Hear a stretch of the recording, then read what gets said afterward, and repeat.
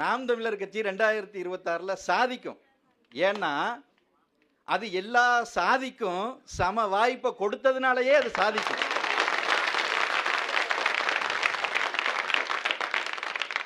சாதி பார்த்து போடுற ஓட்டு அது எனக்கு தீட்டுன்னு சொல்றாருல, அதனாலயே அது சாதிக்கும்.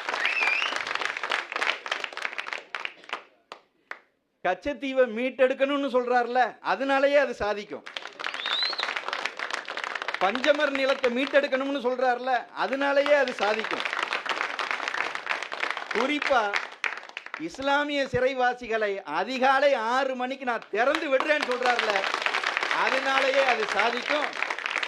சரியான சாலை இல்லை, படித்தவனுக்கெல்லாம் வேலை இல்லை, குடிக்கிறதுல இருந்து வண்டி கழுவுற வரைக்கும் தண்ணி இல்லை, இப்படியெல்லாம் இருக்கக்கூடிய ஒரு சூழல்ல தரமான மருத்துவம்,